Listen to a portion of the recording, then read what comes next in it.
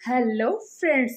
Viral hit के पिछले chapter में हमने देखा था कि हो रही थी होबिन और जुजुत्सु फाइटर जीसुजू की फाइट, जहां पर होबिन उसे पूरी तरह से पीटने की कोशिश कर रहा था। तो क्या होबिन उसे हरा पाएगा? आइए देखते हैं। वेलकम टू माय चैनल, मैं हूं प्रिया। वेलकम टू प्रीमी कैन। चैप्टर की शुरुआत में हम देखते हैं कि रूमी बताती है हायुक्सुजू और उस मांगी हवांग के बारे में, जहां पर हायुक्सुजू है 6 फुट 6 इंचेस, जिसका वेट है 342 पाउंड्स। और उसके बाद हम देखते हैं मांगी हवांग के बारे में, जिसका वेट है 333 पाउंड्स और उसकी हाइट है 6 फीट 6 इंचेस। तब आगे रूमी कहती है कि एक ऐसा फाइटर जो सैंड में ही लड़ाई करता है या फिर दूसरा फाइटर जो प्रोफेशनल जिम में लड़ाई करता है, इनमें से कौन जीतेगा?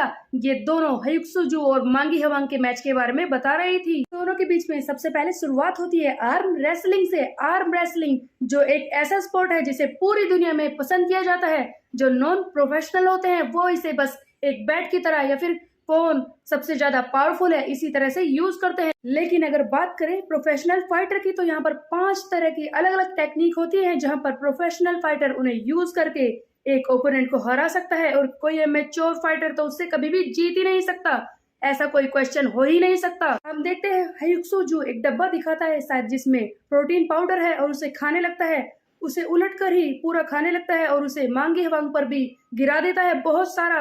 आर्म रेसलिंग के मैच में हम देखते हैं मांगी हवांग जमीन पर गिर जाता है। क्या वो हार गया पहले ही बारी में? तभी हम देखते हैं हायुक्सुजू एक प्रोटीन पाउडर का डब्बा उठाता है और उसे खाने लगता है और बहुत सारा मांगी हवांग पर भी गिरा देता है। मांगी बेहोशा गिरा हुआ है। तो क्या वो हार गया? उधर हम देखते हैं चल रही है जीसुजू और होबिन की फाइट, जहां पर दोनों ही एक दूसरे के पैर को मरोड़ने की कोशिश कर रहे हैं, लेकिन होबिन किसी तरह से होल्ड किए हुए है।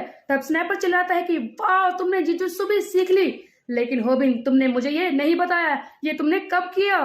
तभी सभी लोग हैरान हो जाते हैं कि ये जुजुत्सु अपने आप कैसे सीख सकता है। बीच में हम देखते हैं सियोंगजन को, जो कह रहा है कि ओ तो घर पर सीखी हुई जुजुत्सु की टेक्निक से ये मेरे फाइटर को हराने की कोशिश कर रहा है, इतना बेवकूफ है। तभी मुनसियोंग की आवाज सुनाई देती है, जो कहता है कि तुम क्या कर रहे हो? ये सारी टेक्निक्स घर पर सीख ली और उनसे तुम्हें लगता है कि तुम एक प्रोफेशनल फाइटर को हरा दोगे? तुम क्या सोच रहे हो होबिन? और ये बात सच भी हो रही थी। हम देखते हैं यहाँ पर जीसुजू पैर को बहुत ही बुरी तरह से ट्विस्ट कर रहा है होबिन के। होबिन दर्द से चिल्लाता है। तभी हम देखते हैं बीच में सैम डेक की वॉइस ओवर में सुनाई देती है, जो कह रहा है कि ये सच है कि कोई भी जुजुत्सु फाइटर ऐसे घर पर सीखी हुई जुजुत्सु टेक्निक से नहीं आ सकता, इसीलिए मैं तुम्हें बताऊंगा एक सच। आगे सैम डेक कहता है कि अभी तक मैंने तुम्हें जो भी टेक्निक सिखाई है, उनमें तुम सरफेस को स्क्रैच करना यानी कि लड़ाई में थोड़ी देर तक के लिए टिके रह सकते हो, लेकिन उनसे तुम जीत नहीं सकते। और वैसे भी हमारा गोल ये नहीं है कि हम मैच को जीते, हमारा गोल भूलना मत तुम कि वो क्या है, हम असली लड़ाई लड़ रहे हैं। देखते हैं अचानक से होबिन इस जीसुजू के पैर के जूते को निकालकर उसे बुरी तरह से काट लेता है। तभी सैम डेक की वॉइस ओवर हमें सुनाई देती है कि जैसे कि तुमने डबल होल्ड को पा लिया है, अब तुम अपने ओपोनेंट के जूते को उतारकर उसे बुरी तरह से काट सकते हो, उसे चोट पहुंचा सकते हो, क्योंकि जिसके बारे में उसने सोचा भी नहीं था। और जैसे ही तुम्हारा ओपोनेंट अपने आप को हारने लगे, यानी कि उसे समझना है कि वो क्या करे, तुम अपनी नई चाल चल सकते हो।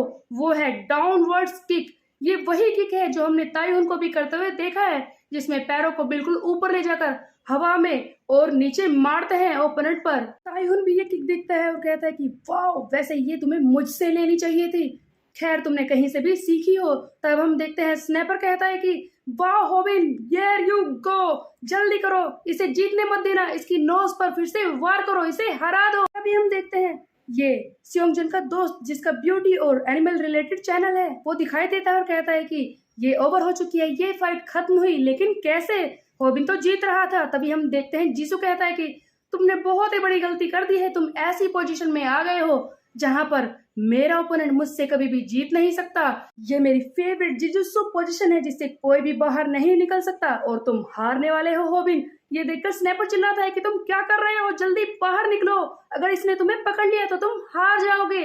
लेकिन इसी बीच में एक और ट्विस्ट आ जाता है, जब होबिन अपने हेड को इस जीसू पर झुकाकर बैठ जाता है और अपने हाथों को बांधकर। लेकिन ये क्या कर रहा था? तभी हमें सैम डेक आगे की बात बताता है, जहां पर वो कहता है कि जिजुत्सु एक ब्राजीलियन सबसे अच्छा कॉम्बैट स्पोर्ट है, लेकिन इसमें जब कोई जिजुत्सु फाइटर ऐसी पोजीशन में आ जाता है जहां पर उसका ओपोनेंट अपने हाथों को क्रॉस करके अपने हेड को उस पर झुकाकर बैठ जाता है और वो कोई भी ग्रैपलिंग पोजीशन नहीं ले सकता, तो वो एकदम से परेशान हो जाता है, हारने की पोजीशन में आ जाता है। हम देखते हैं सियोंग जन जो कहता है कि ये क्या कर रहा है, इस पोजीशन में ये कितनी देर तक बैठ सकता है, एक बार अगर ये जीसू को मारने की कोशिश करेगा वो सबमिशन कर देगा, इससे जीत जाएगा। बस एक ही चीज ये कर सकता है कि जीसू को इतनी बुरी तरह से पकड़े कि वो खुद ही हार जाए, इससे हार मान ले। लेकिन ये हो सकता है, कुछ ऐसा हो रहा था। हम देखते हैं यहाँ पर होबिन खुद को बाहर निकालने की कोशिश करता है, वो अपने दोनों नीज को इस जीसू की थाई में घुसाने की कोशिश कर रहा है ताकि इसके पैरों में दर्द हो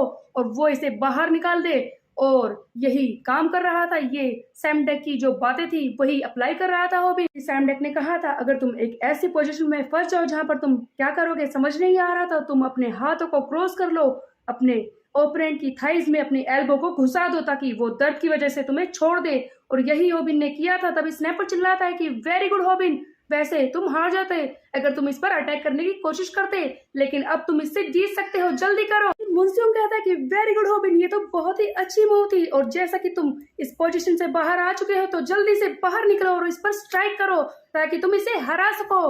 वेरी गुड। लेकिन तभी अचानक से कुछ ऐसा होता है जिसे देखकर सियोंगजन, मुनस्योंग और बाकी सब भी हैरान रह जाते हैं, क्योंकि होबिन भाग नहीं रहा बल्कि वो अपने ओपोनेंट यानी कि जीसू के और भी पास आ रहा था और उस पर सर को झुका रहा था। लेकिन ये क्या करने वाला था? इसी बीच में हम देखते हैं लोगान जो मुनस्योंग का कोच है वो उससे पूछता है कि तुम ये बताओ मुनस्योंग की, एक बार भी तुम्हें ऐसा लगा है इस मैच में कि तुम्हारा ये दोस्त हार जाएगा? तब मुनस्योंग कहता है कि नहीं, तो इसका मतलब यही है मुनस्योंग कि ये जीतने वाला है। सो गाइस, पिछले चैप्टर में जो हमने देखा था कि होबिन जमीन पर सर को पटक रहा था, ये भी एक तरह की मूव है। तब सैमडेक बताता है कि मैं ये मूव पहले दिखाकर ही सिखाना चाहता था, ये है वो मूव जिससे तुम जीत सकते हो एक जुजुत्सु फाइटर से।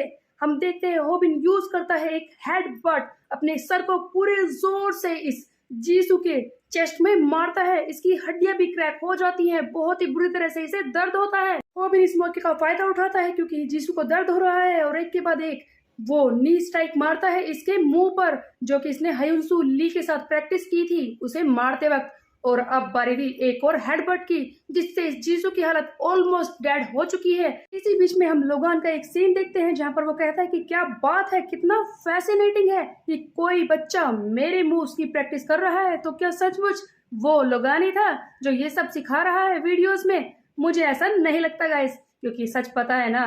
बट आगे बढ़ते हैं, हम देखते हैं कि ये बुरी तरह से पीटने लगता है होबिन इस जीसू जू को। लोगन की वॉइस ओवर कहती है कि ये अब एक एमेच्योर फाइटर नहीं रहा है। हम देखते हैं कि होबिन बन चुका है बहुत ही ज्यादा स्ट्रॉन्ग, जो जीसू को पीट रहा था। सो गाइस, आज के चैप्टर में बस इतना ही। एक और इम्पोर्टेंट बात, मैं आपसे एक वीडियो में एक ही चैप्टर को कवर करूंगी। इसके पीछे एक बड़ा रीजन है, इस पूरी कॉमिक में ही 185 तक ही चैप्टर आए हैं। अगर मैंने ये जल्दी जल्दी कंप्लीट कर दिए तो इस चैनल के बंद होने के भी पूरे चांसेस हैं। So guys, please bear with me. अगर मैंने फिर से चैप्टर को जल्दी जल्दी डाला तो हो सकता है कि ये चैनल भी बंद हो जाए, इससे कि सारे चैप्टर खत्म हो जाएंगे फिर से ही और मेरा सारा हार्डवर्क खत्म हो जाएगा। सो गाइस, प्लीज मेरी हेल्प कीजिएगा और एक एक चैप्टर मैं रोज डालती रहूंगी, कंटिन्यू रखूंगी। सो बाय बाय गाइस, आज के लिए बस इतना ही। Thank you.